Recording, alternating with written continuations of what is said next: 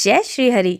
हमने 12वें अध्याय में सुना कि कैसे यमराज अपनी व्यथा बताते हैं ब्रह्मा जी को कि वैशाख मास के पुण्य करने से कोई भी यमपुरी में नहीं आ रहा है। सब भगवान विष्णु की शरण में बैकुंठ लोग जा रहे हैं।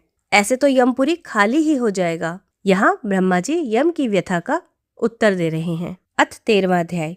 ब्रह्मा जी कहने लगे कि हे यम, तुमने क्या आश्चर्य देखा, क्यों दुखी हो? सद्गुणों में ईर्ष्या करनी मरणतिक होती है।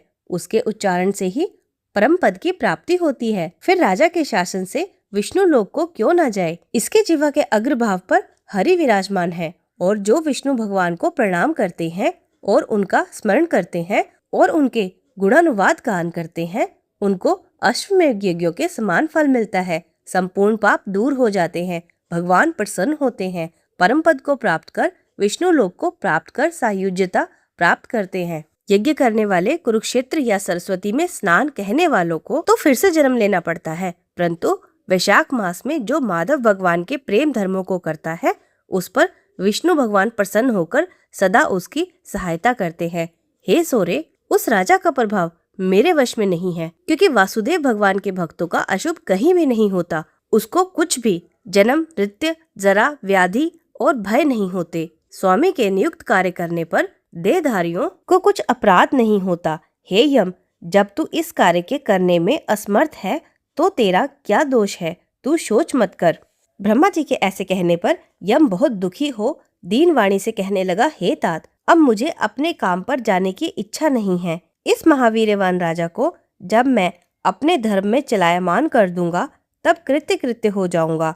हे कृपालु, आप मेरे इस कार्य को सिद्ध करा दीजिए, तब मैं फिर शासन करूंगा। यह बात सुन ब्रह्मा जी यम से कहने लगे कि इस विष्णु धर्मपरायण राजा का निग्रह तू नहीं कर सकता। फिर यम को संग ले क्षीर सागर में गए। विष्णु भगवान के पास जाए सांख्य योग द्वारा स्तुति करने लगे। तब विष्णु भगवान प्रकट हुए तो यम और ब्रह्मा ने प्रणाम किया। तब विष्णु भगवान ने आने का कारण पूछा। तब ब्रह्मा जी बोले, हे श्रेष्ठ सेवक, राजा के शासन में सब मनुष्य वैशाख धर्मों को करके आपके विष्णु पद को प्राप्त करते चले जा रहे हैं। इसी कारण यमपुरी शून्य हो गई है। इससे अत्यंत दुखी होकर यह यम राजा से युद्ध करने गया और उसको मारने के लिए दंड उठाया। तब आपके चक्र ने इसे परास्त कर दिया तो यह दुखी हो मेरे पास आया। हम भी आपके महात्मा भक्तों को दंड देने में सामर्थ्य नहीं रखते हैं। अतएव हे महाविभो, हम आपकी शरण में आए हैं। इसलिए हे प्रभु, उस राजा को दंड देकर आप अपने यम की रक्षा कीजिए। ब्रह्मा के ये वाक्य सुनकर विष्णु भगवान हंसे और ब्रह्मा जी और यम से बोले, मैं लक्ष्मी तथा प्राण और देह श्री वस्त्र, कौस्तुभ मणि तथा वैजंती माला, श्वेत दीप, बैकुंठ, क्षीर सागर, शेष और गरुड़ का त्याग कर सकता हूँ, परंतु अपने भक्त को कदापि नहीं त्याग सकता कि जिन्होंने मेरे लिए संपूर्ण भोग त्याग, प्राण छोड़ दिए, मुझमें ही अपनी आत्मा को लगा दिया, उन्हें मैं कैसे छोड़ सकता हूँ? अतएव हे यम, मैं तेरे दुख को दूर करने का उपाय बताता हूँ। उस राजा को मैंने 10 सहस्र वर्ष की आज्ञा दी है। उसमें से 8 सहस्र बीत चुके हैं। अब 2 सहस्र वर्ष की आयु भोग कर वह मेरी सायुज्य भक्ति को प्राप्त हो जाएगा।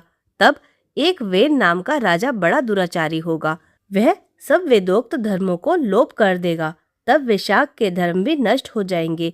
फिर अपने ही पाप से वेन जल जाएगा। फिर मैं पृथु का रूप धारण करके पुनः धर्मों की स्थापना करूंगा और वैशाख प्रख्यात धर्म मनुष्यों से कराऊंगा। इस प्रकार हे यम, तेरे कार्य की सिद्धि हो जाएगी। तू खेद मत कर।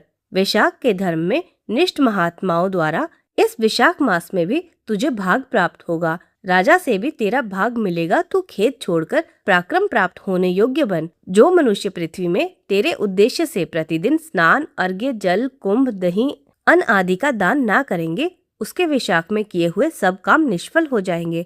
अतः तू उस राजा के ऊपर क्रोध का त्याग कर। वह राजा तेरा भाग देगा, क्योंकि वह मेरा अत्यंत भक्त है। और जो कोई प्राणी तेरा भाग देकर वैशाख धर्मों में प्रवृत्त हो, उनके धर्म में तू विघ्न मत करना।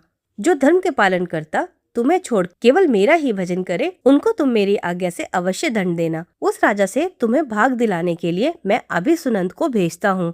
वह वहाँ जाकर तुम्हें भाग दिलावेगा। तब भगवान ने यम के सामने ही राजा को समझाने के लिए सुनंद को भेज दिया, जो जाकर राजा को समझा, फिर भगवान के पास आ गया। ऐसे यम को आश्वासन देकर विष्णु भगवान वहीं अंतर्ध्यान हो गए तथा ब्रह्मा भी यम को समझाकर आज्ञा देकर चले गए।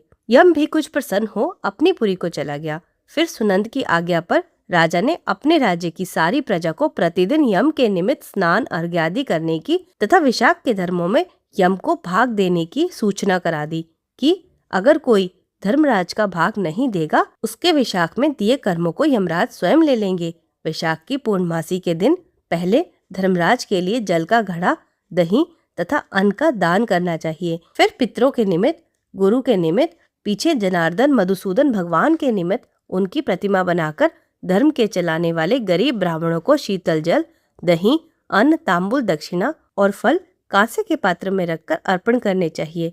और आप भी ऐसे ही करने लगा। तत्पश्चात राजा अपनी शेष आयु को पूरी कर यथेष्ट भोग पुत्र पौत्रादि समेत बैकुंठ को चला गया। फिर वेद नाम का एक महानीच राजा हुआ। उसने सब धर्म तथा विशाख धर्मों को लोप कर दिया।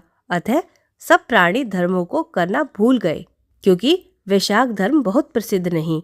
विष्णु भगवान के कोई विरले भक्त ही इन धर्मों को जानते हैं। इति 13वां अध्याय संपूर्ण। तो इस प्रकार भगवान विष्णु ने यम को भी उसका भाग दिलाया और यम को भी उदास नहीं रहने दिया। ऐसे हैं मधुसूदन भगवान। तो कमेंट में एक बार मधुसूदन भगवान की जय लिख दीजिए।